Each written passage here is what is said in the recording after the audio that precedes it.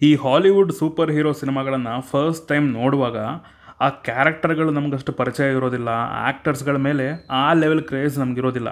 But ಇನ್ಸಿಡೆಂಟ್ಗಳು unique ಆಗಿದ್ದು, ಸೀನ್ಗಳು ಸೈಕ್ ಆಗಿದ್ದು, elevation ಭಯಂಕರವಾಗಿ ಬಿದ್ದಾಗ ಥಿಯೇಟರ್ ರೂಫ್ ಕಿತ್ತೋಗೋ ರೇಂಜ್ಗೆ ಕಿರ್ಚಾಡ್ಕೊಂಡು ನೋಡಿರೋ ಸಿನಿಮಾಗಳು, ಅದರ ಎಕ್ಸಾಂಪಲ್ಗಳು ನಮ್ಮಲ್ಲಿವೆ.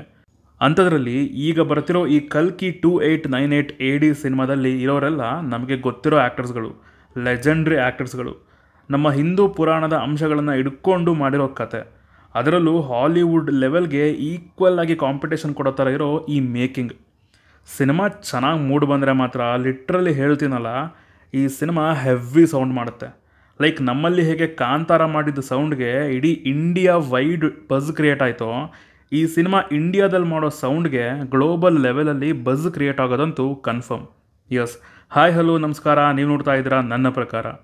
ಕಲ್ಕಿ 2898 AD ಏನು ಟ್ರೈಲರ್ ಗುರು ಅದು.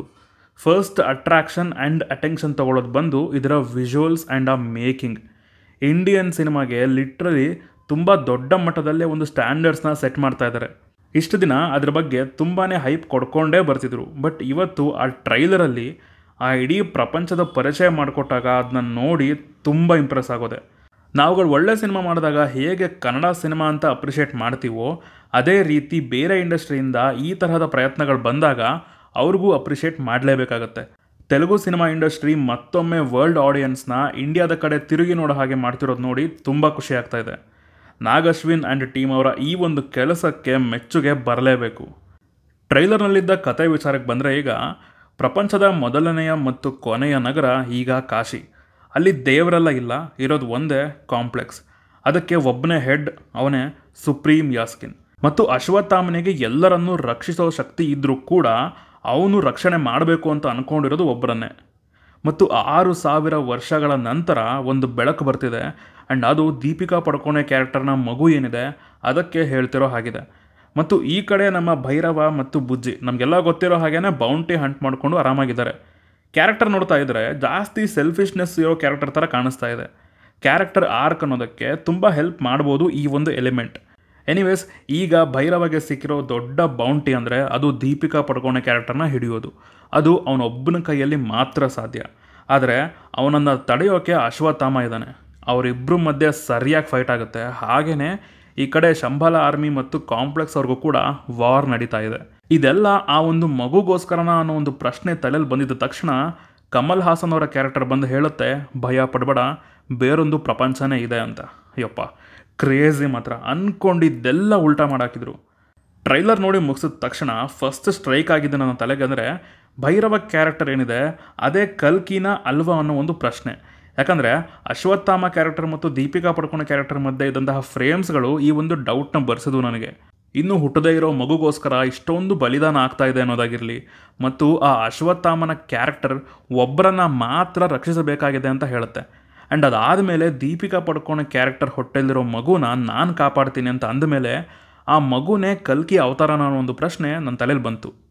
ಇನ್ನು ನೆಕ್ಸ್ಟ್ ನನಗೆ ಸಖತ್ ಇಂಪ್ರೆಸ್ ಮಾಡಿದ್ದು ಇದರ ಕ್ಯಾಸ್ಟಿಂಗ್. ಸರಿಯಾಗಿರೋ ಪಾತ್ರಗಳನ್ನೇ ಕೊಟ್ಟಿದ್ದಾರೆ ಪ್ರತಿ ಆರ್ಟಿಸ್ಟ್ಗಳಿಗೂ.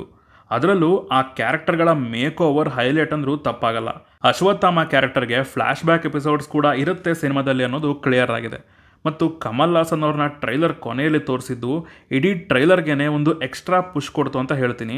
ತುಂಬ ಸೀಕ್ರೆಟಾಗಿ ಕಾಪಾಡ್ಕೊಂಡು ಬಂದಿದ್ರು ಆ ಪಾತ್ರನ. ಆ್ಯಂಡ್ ಇಲ್ಲೂ ಅಷ್ಟೇ, ಜಸ್ಟ್ ಒಂದು ಸಣ್ಣ ಫ್ರೇಮಲ್ಲಿ ತೊಗೊಂಡು ಬಂದು ಆ ಕ್ಯೂರಿಯಾಸಿಟಿ ಅನ್ನೋದನ್ನು ಜಾಸ್ತಿ ಮಾಡಿಸಿ ಕಟ್ ಮಾಡಿದ್ದಾರೆ ಅನ್ಬೋದು. ಪ್ರಭಾಸ್ ಅವರ ಲುಕ್ ಕಂಪ್ಲೀಟ್ ಸ್ಯಾಟಿಸ್ಫ್ಯಾಕ್ಷನ್ ಕೊಟ್ಟಿದೆ ಅಂತಲೇ ಹೇಳ್ತೀನಿ. ಆ ಕ್ಯಾರೆಕ್ಟರ್ಗೆ ಈ ಕಡೆ ಸ್ವಲ್ಪ ಹ್ಯೂಮರ್ನ ಆ್ಯಡ್ ಮಾಡಿದ್ದಾರೆ, ಒಂದು ಲಾರ್ಜರ್ ದ್ಯಾನ್ ಲೈಫ್ ಅನ್ನೋ ಸ್ಕೋಪ್ ಕೂಡ ಕೊಟ್ಟಿದ್ದಾರೆ. ನಮ್ಮ ಇಂಡಿಯನ್ ಆಡಿಯನ್ಸ್ಗೆ ತಕ್ಕಂತೆ ನೀಟಾಗಿ ಬ್ಲೆಂಡ್ ಮಾಡಿರ್ತಾರೆ ಪಾತ್ರಗಳನ್ನು ಅನ್ನೋ ಒಂದು ನಂಬಿಕೆ ನನಗೆ ಸ್ಟ್ರಾಂಗ್ ಆಗಿದೆ. ಬಟ್ ನನಗೆ ಆ ಸುಪ್ರೀಂ ಯಾಸ್ಕಿನ್ ಅನ್ನೋ ಕ್ಯಾರೆಕ್ಟರ್ ಅನಿಸುತ್ತೆ, ಅದು ಅಷ್ಟೊಂದು ಚೆನ್ನಾಗಿ ಕಾಣಿಸ್ಲಿಲ್ಲ. ಯಾಕೋ ತುಂಬ ಡಲ್ ಅನ್ನಿಸ್ತು ಆ ಪಾತ್ರ. ಬೇಕು ಅಂತಲೇ ತುಂಬ ಹೈಡ್ ಮಾಡಿದ್ದಾರೆ ಟ್ರೈಲರ್ನಲ್ಲಿ. ಸುಮಾರು ಎಲಿಮೆಂಟ್ಸ್ಗಳನ್ನು ಬಿಟ್ಕೊಟ್ಟಿಲ್ಲ.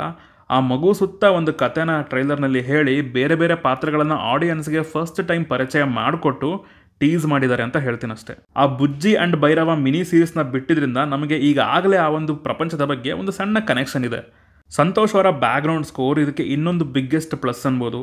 ಒಂದು ಎಮೋಷ್ನಲಿ ಕಟ್ ಹಾಕೋ ಟ್ಯೂನ್ ಕೂಡ ಸಿಗುತ್ತೆ, ಒಂದು ಇಂಟೆನ್ಸ್ ಸೀಕ್ವೆನ್ಸ್ಗೆ ಬೇಕಾಗಿರೋ ಟ್ಯೂನ್ ಕೂಡ ಇಲ್ಲಿ ಸಿಗುತ್ತೆ.